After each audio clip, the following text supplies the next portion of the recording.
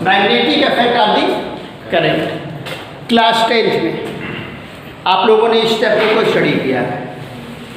Initial starting की चीज़ें जो हैं सेम वही हैं, उसके बाद जो है एडिशनल दिया गया है। क्या एडिशनल नहीं दिया गया है, उसी का डिटेल दे दिया गया है। तो सबसे पहले ये मैग्नेट है क्या, मैग्नेट है क्या, मैग्नेटिक इफेक्ट को पढ़ेंगे तो सबसे पहले हमें देखना होगा कि मैग्नेट है क्या। तो मैग्नेट है क्या,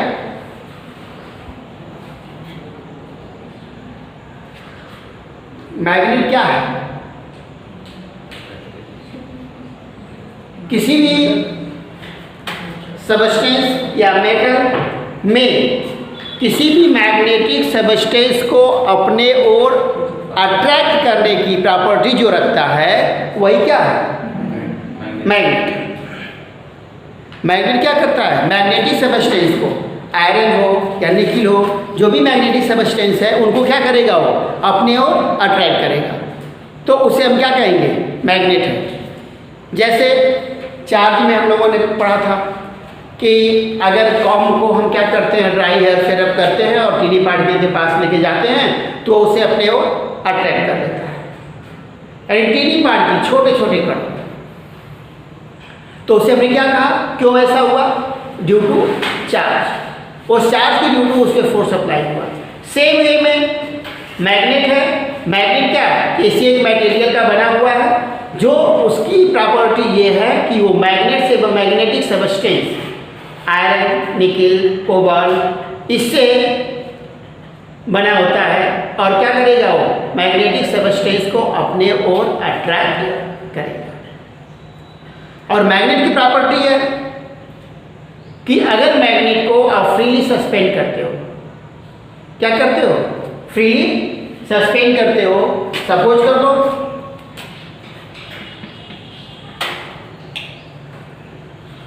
ये मैग्नेट, इसको फ्रीली क्या किया गया, सस्पेंड किया गया, तो मैग्नेट होगा।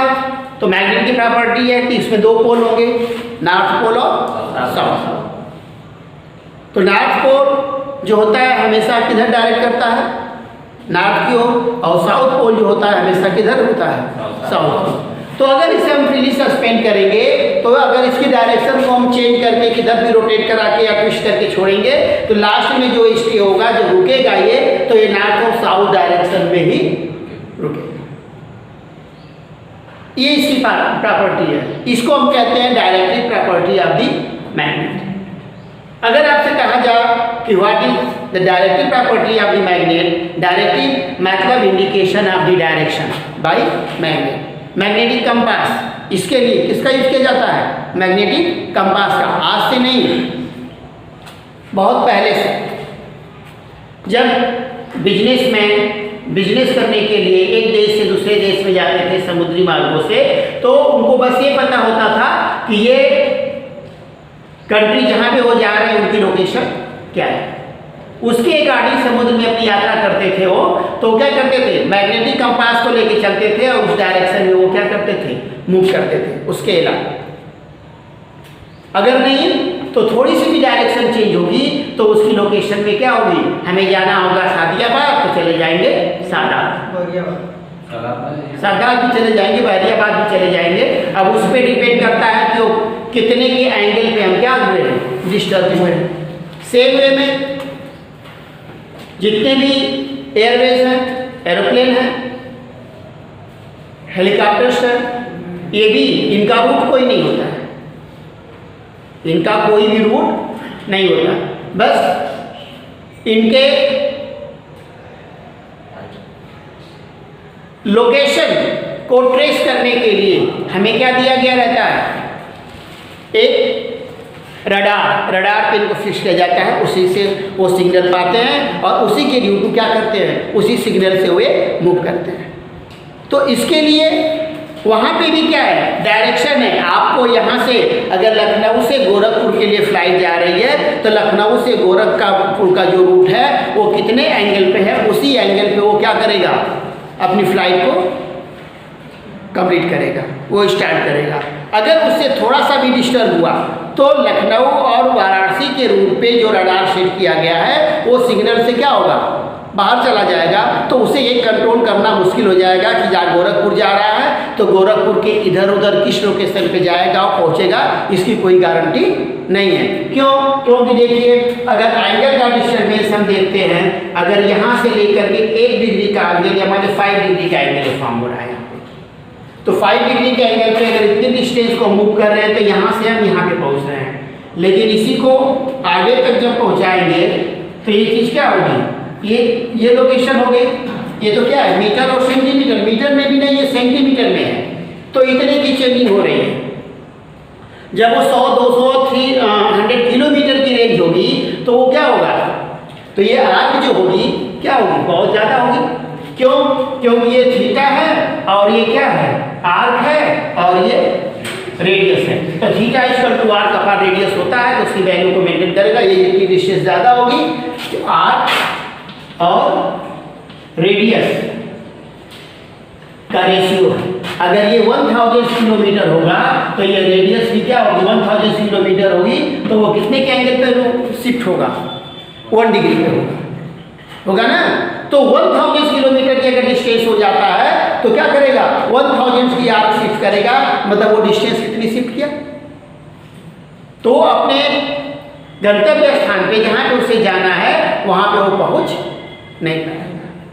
तो वहाँ पे भी क्या किया जाता है, मैग्नेटिक कंपास का यूज किया जाता है। जैसे मीटर्स लगे होते हैं उससे मीटर्स लगे होंगे, मैंने तो देखा नहीं है, लेकिन ऐसा ही होगा जिसकी ड्यूटी वो क्या करते हैं, उनकी लोकेशन होती है, वो अपनी डायरेक्शन को क्या करते हैं, सेट करके चलते हैं। अगर थोड़ा भी डिस्टर्बेंस हुआ तो ऐसा वो नहीं कर पाएंगे।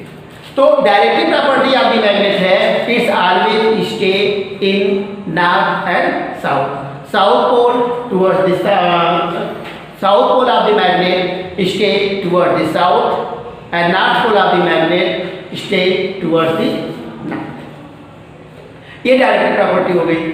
फिर है अट्रैक्टिव या रिपल्सिव प्रॉपर्टी। मैग्नेट के लाइक पोल, जैसे चार्ज था, चार्ज में लाइक चार्ज क्या करते थे, एक दूसरे को रिपेल करते थे, और अनलाइक चार्ज जो थे एक दूसरे को अट्रैक्ट करते थे। सेम वे में like poles of magnet repel to each other and unlike poles of the magnet attract to each other. अगर दो मैग्नेट है, ये नॉर्थ पोल है, साउथ पोल है, एक दूसरा मैग्नेट है नॉर्थ पोल और उसका भी साउथ है। अगर नॉर्थ पोल को हम नॉर्थ पोल की ओर लेके आएंगे तो ये क्या करेगा, एक दूसरे को रिपेल करेगा। मतलब उसको हम सोचेंगे ऐसे हम चिपका दें, तो अगर बहुत वीक मैग्नेट है तो उसको आप चिपका सकते हो, लेकिन जैसे छोड़ोगे वो क्या होगा, उसका कंटेक्ट ब्रेक हो जाएगा। अगर वही स्ट्रांग मैग्नेट है तो उसको आप ऐसे चिपका नहीं पाओगे, इधर लेके भी जाओगे तो ये इधर उधर ऐसे ऐसे हो जाएगा, लेकिन उसे उसकी पोजीशन पे लेके तुम नहीं आ पाओगे। अगर वहीं पे अगर नॉर्थ पोल की ओर साउथ पोल को लेके आते हो तो ये एक दूसरे को क्या करेंगे, अट्रैक्ट करेंगे। तो ये उसकी attractive property of the magnet है। When like poles of magnet bring closer to each other they repel to each other, and when unlike poles of magnet bring closer to each other they attract to each other. Unlike है attract करेगा, like है तो क्या करेगा, repel करेगा। Same charge वाली property है। तो ये general property of the magnet है, ठीक। अब इसके बाद मैग्नेटिक लाइंस, इसके बाद क्या है, मैग्नेटिक लाइंस। तो general property of the magnetic lines को भी आपने क्लास 10th में स्टडी किया है। जनरल प्रॉपर्टी ऑफ द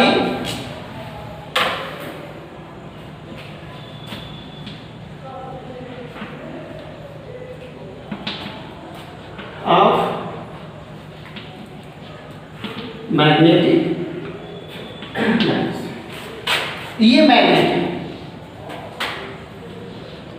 ये कौन सा मैग्नेट है, बार मैग्नेट। ये नॉर्थ पोल है और ये क्या है, साउथ।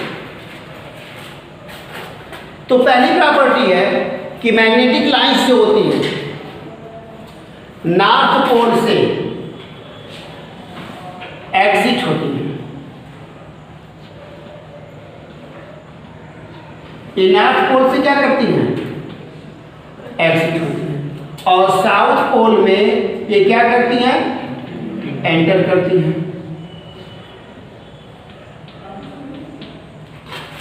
ठीक, मैग्नेटिक लाइंस नॉर्थ पोल से एग्जिट करती हैं और साउथ पोल से।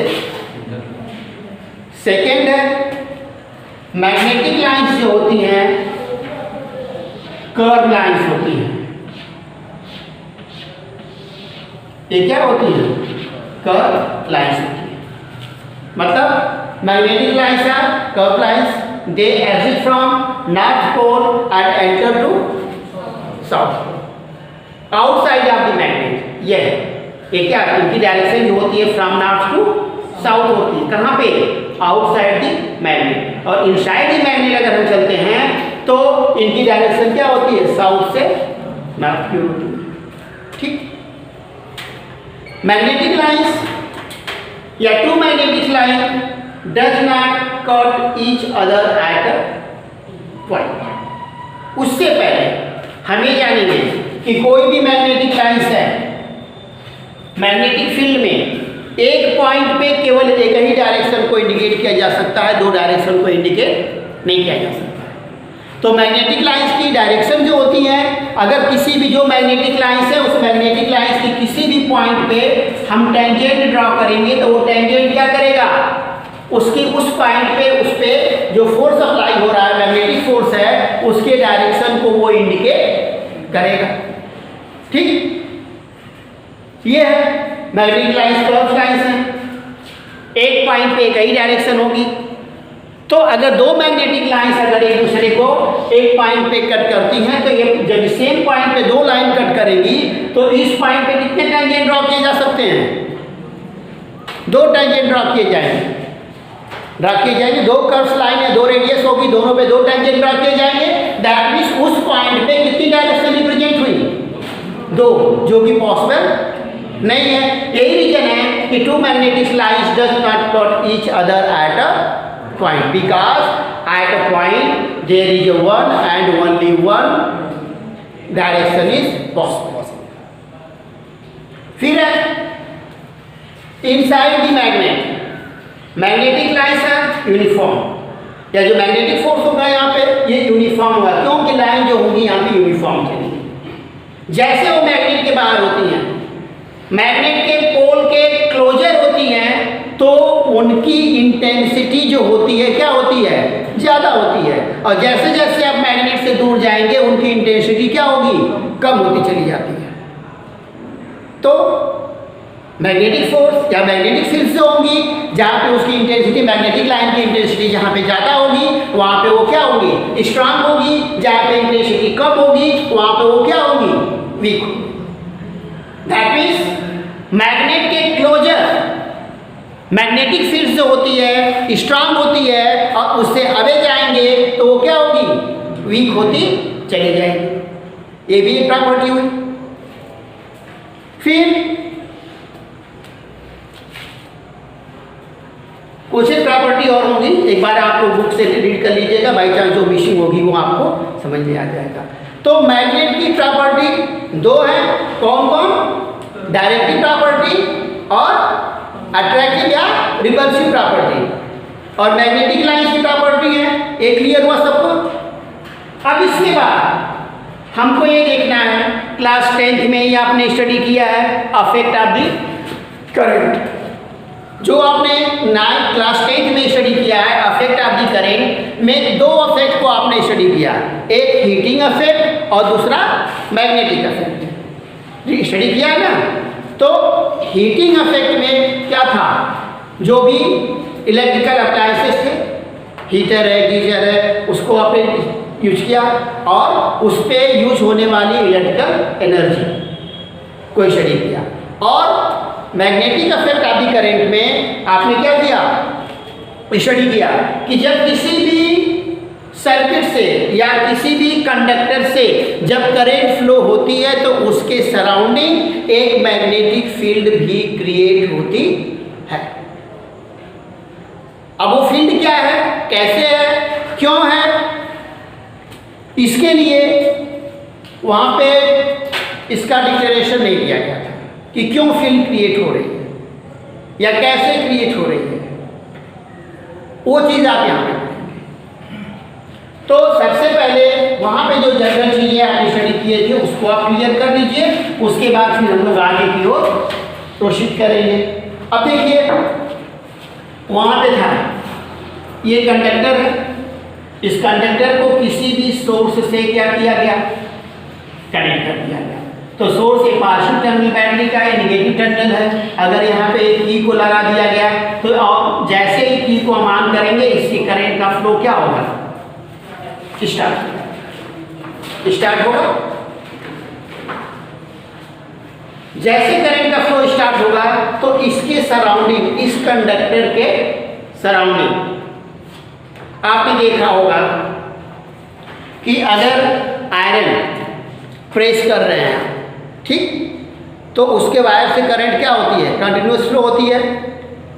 जो आयरन के कांटेक्ट में वायर होता है उसको हीट जो हो सकता है, कैसे, जो आयरन से हीट आसपास जो है स्कैटर कर रही होगी उसके लिए। लेकिन जो उसके वायर के उससे आयरन से दूर है, प्लग के पास है, उन दोनों के बीच का वायर हीट क्यों होता है, वो heating effect of the current है।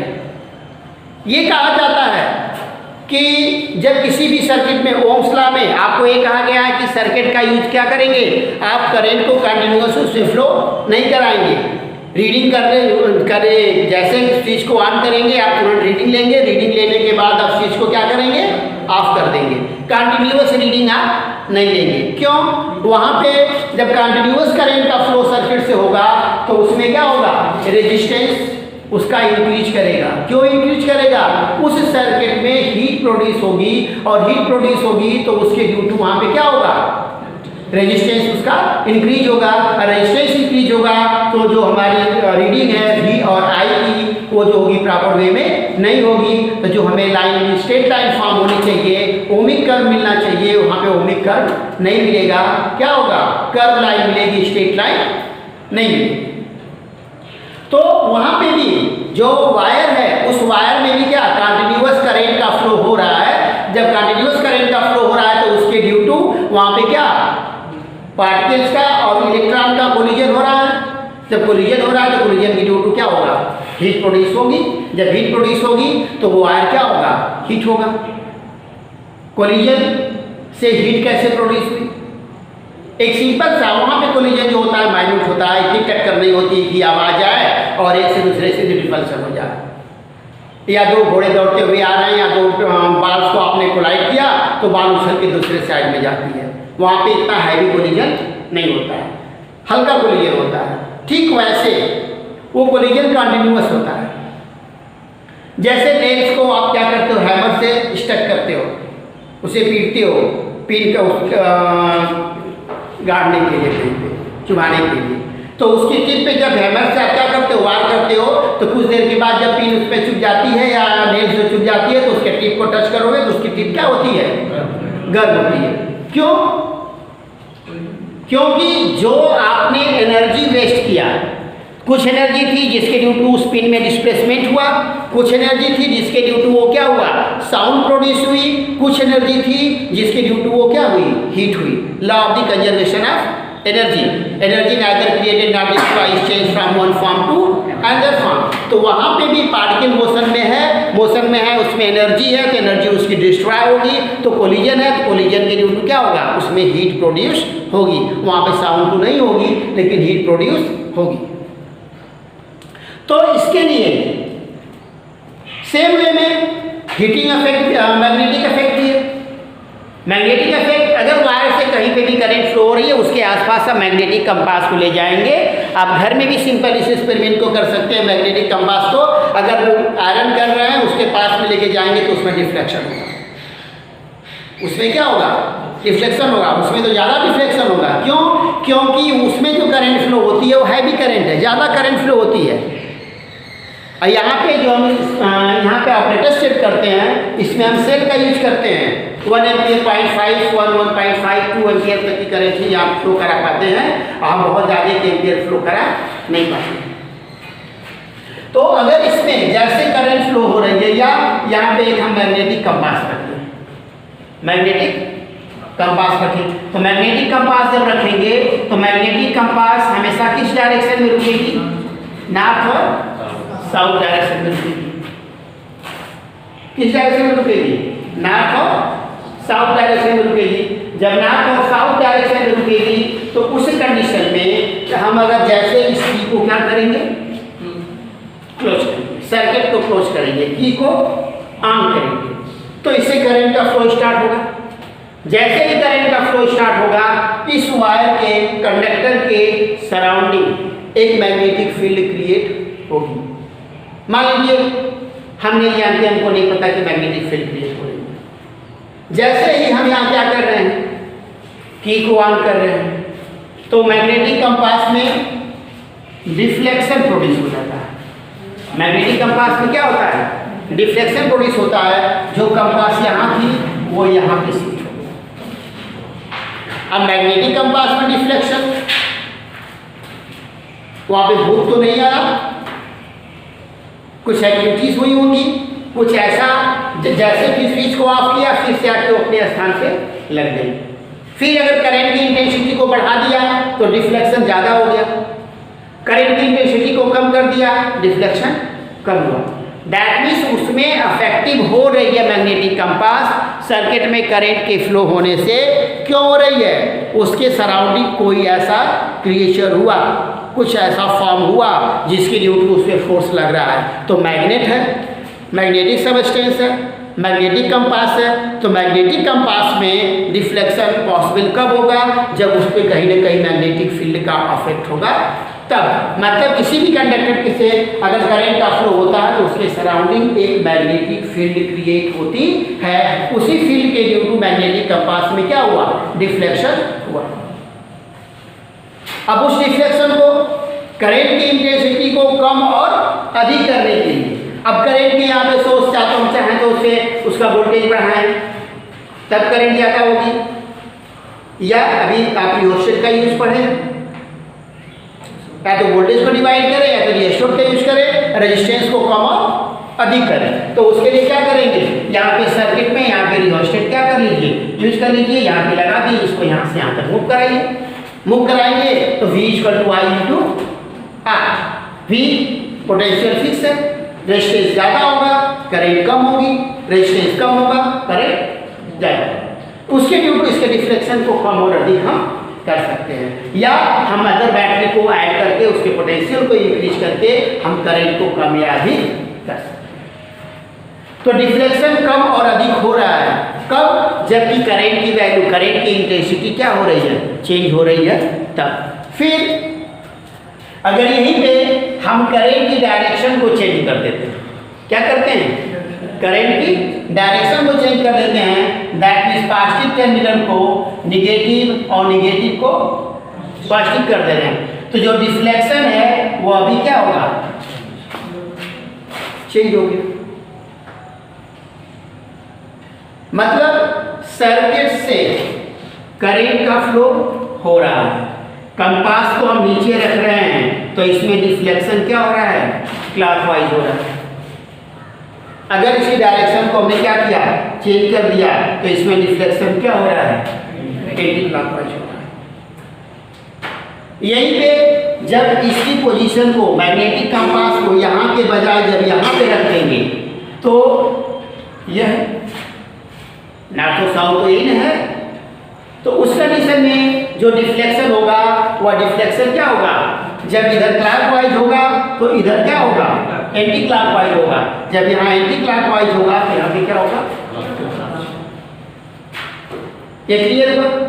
इतनी चीजें हम लोग क्लास 10 में पढ़े। इसके बाद जब मैग्नेटिक फील्ड क्रिएट हो रही है, जब किसी भी कंडक्टर से करंट का फ्लो स्टार्ट हुआ तो उसमें मैग्नेटिक फील्ड क्रिएट हो रही है, मैग्नेटिक फील्ड फॉर्म हो रही है, तो उसकी डायरेक्शन को हमें पता करने के लिए भी क्लास 10 में हमने एक रूल पढ़ा है, क्या, मैक्सवेल राइट हैंड थंब पढ़े ना, याद होगा, नाम तो याद ही होगा, कुछ ऐसा मैं ही बका था, आज भी मैं ही बक रहा हूँ, है ना। अगर दूसरा कोई रहता तो आप लोग कह भी सकते थे कि मैं नहीं जानता लेकिन प्रॉब्लम ये है कि 10th में भी वही, 12th में भी वही आ गए कहीं ना कहीं से, तो अब यहाँ पे आप लोग नहीं कह पाएंगे कि ये चीज़ हम लोग नहीं जानेंगे, क्योंकि मैं जनाया हूँ, है ना, मैंने बताया है और आपने जाना है, तो यहाँ पे ना नहीं कर सकते। तो क्या कोई ऐसा वीर है जो उसे बता सकता है? मतलब इस अखाड़े में कोई पहलवान है? वो तो मैं जानता हूँ कि बायो वाले नहीं बता पाएंगे, मैथ वाले ही बताएंगे। थंब होता है, करंट को इंडिकेट करता है, करंट उसको क्या क्या स्टैंड अप मैनर में रहिए। चलिए मैं थोड़ा सा कोई है If you hold a current conductor in our right hand, such that the thumbs of the direction of the current and the curling finger around it, so the direction of magnetic field lies. When we hold, तो आप शर्म आ रही थी। आपका work वही है कि बंद कमरे में करेंगे, ऑपरेशन थिएटर में। ठीक, तो शर्म आएगी ना। बैठ जाओ। When we hold a current carrying conductor in our right hand and thumb support the conductor, ये सपोज कर लीजिए कंडक्टर है, चाक से बड़ी तो पेन ये। When we hold a current carrying conductor in our right hand, ये राइट हैंड ही है मेरा, राइट हैंड में, and thumb support the conductor. Thumb support का मतलब इस तरह से, न कि इस तरह से। ऐसे भी कर देंगे लोग, कहेंगे कि अभी तो सपोर्ट किया हुआ है, हमारी मर्जी हम ऐसे पकड़ें, हमारी मर्जी हम ऐसे पकड़ें। यादव जी लोग कहेंगे कि हम दूध ऐसे नहीं दूधते हैं, ऐसे दूधते हैं, है ना? तो वो तो आदत से मजबूर रहेंगे, कहेंगे कि ये ऐसे पकड़ेंगे। ठीक, तो when we hold a current carrying conductor in our right hand and thumb support the conductor, and direction of the flow of the current in the direction of the thumb, then our curling finger show the direction of magnetic field around the conductor. Yes.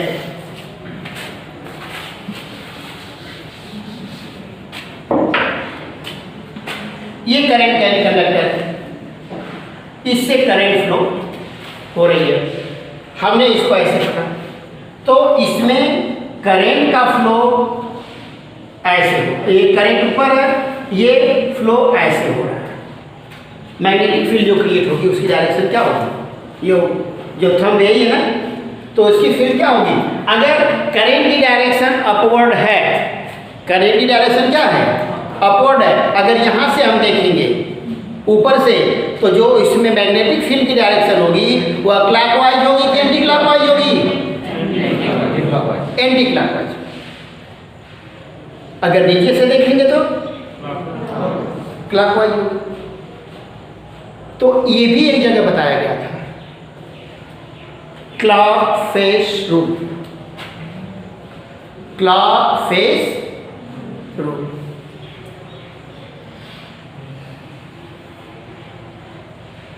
Selenide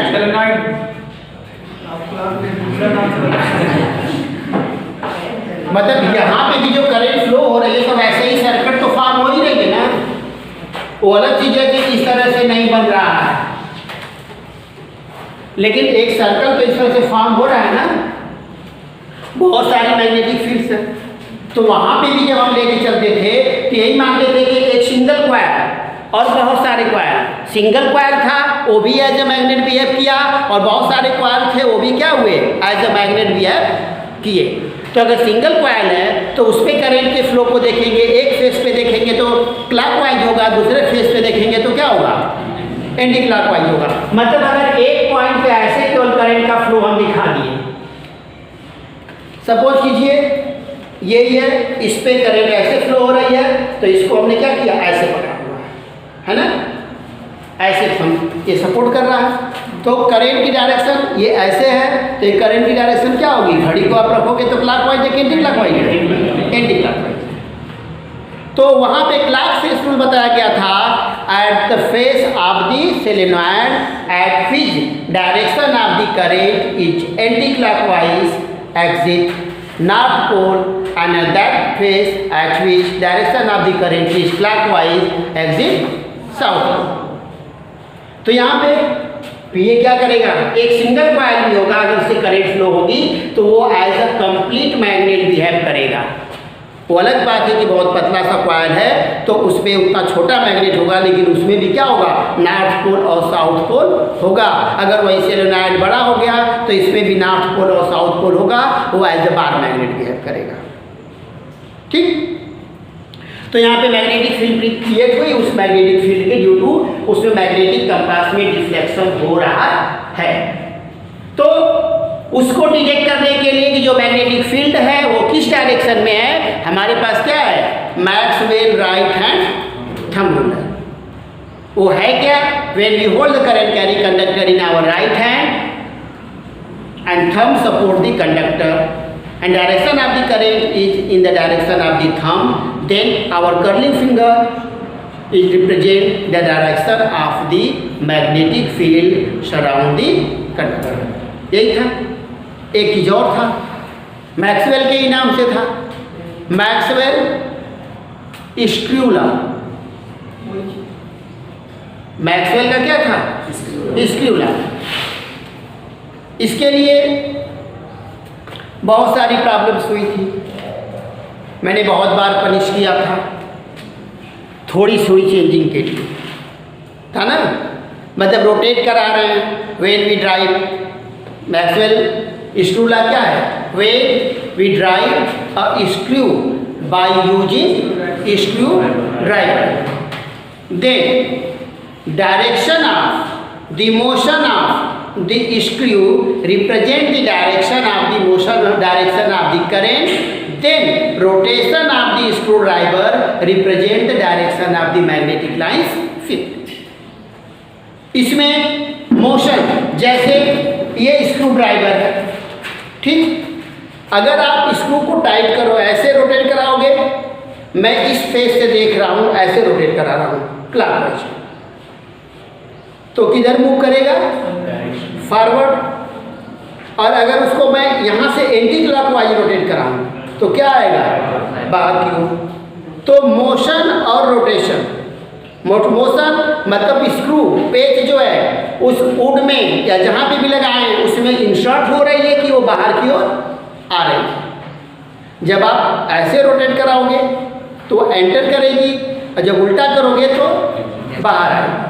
मतलब current का flow इधर या current का flow इधर हो गया। Screw driver लिए जब ऐसे रोटेट कराओगे तो करंट का फ्लो क्या होगा, इधर होगा। जब ऐसे क्लॉक एंटी क्लॉकवाइज रोटेट कराओगे तो करंट का फ्लो इधर की ओर होगा। तो इसकी रोटेशन किसका, स्क्रू ड्राइवर की रोटेशन की जो डायरेक्शन होगी वो मैग्नेटिक फील्ड लाइन की डायरेक्शन को रिप्रेजेंट करेगा। ये दो थे जिसके ड्यू टू आप क्या कर सकते हो, किसी करंट यानी कंडक्टर के सराउंडिंग जो मैग्नेटिक फील्ड क्रिएट होगी उसकी डायरेक्शन को आप रिप्रेजेंट कर सकते हो। ठीक।